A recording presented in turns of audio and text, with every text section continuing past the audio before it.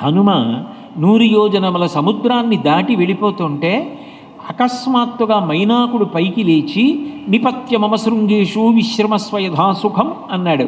నాయనా హనుమ, మీ తండ్రి గారైనటువంటి వాయుదేవుడు ఒకానొకప్పుడు ఇంద్రుడు పర్వతాలకున్న రెక్కలనన్నింటినీ వజ్రాయుధంతో తెగకోస్తుంటే నేను ఎగరలేకపోతే భయపడితే నన్ను తీసుకెళ్ళి సముద్రంలో పారేస్తే పాతాళ ద్వారానికి అడ్డంగా పడ్డాను, నా రెక్కలు మిగిలాయి. కాబట్టి ఆ వాయుదేవుడి యొక్క కుమారుడివి నువ్వు, ఆత్మావై పుత్రనామాసి, తండ్రికి కొడుక్కి అభేదం. కాబట్టి నీకు నేను ప్రత్యుపకారం చెయ్యాలి. కృతీచ ప్రతికర్తవ్యం యశధర్మ సనాతన. ఇది ఈ దేశం యొక్క గొప్పతనం. ఉపకారం చేసిన వాడి పేరు గుర్తు పెట్టుకుని తిరిగి ఉపకారం చేస్తారు. కాబట్టి నేను ఉపకారం చేయాలి.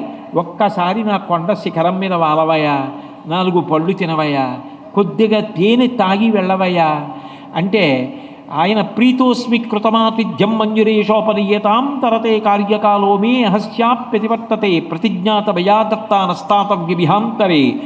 నేను బయలుదేరి వెళ్ళేటప్పుడు రామచంద్రమూర్తి చేతి బాణం ఎలా వెడుతుందో అలా వెడతానని ప్రతిజ్ఞ చేశాను.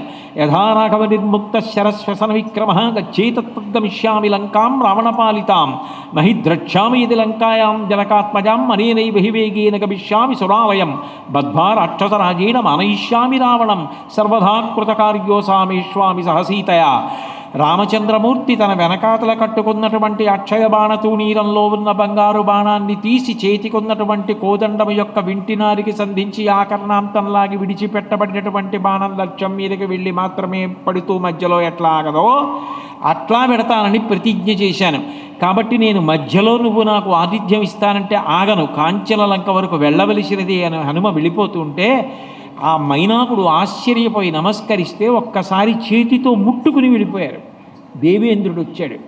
నిజానికి మంచి అవకాశం.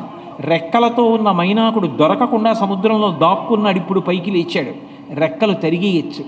కానీ ఇంద్రుడు అన్నాడు, పరమదయతో చేసిన ఉపకారాన్ని గుర్తు పెట్టుకొని, ఒకప్పుడు వాయుదేవుడు నీకు ఉపకారం చేశాడు కాబట్టి ఇప్పుడు ప్రత్యుపకారంగా హనుమకి ఉపకారం చెయ్యడానికి నువ్వు పైకొచ్చావు.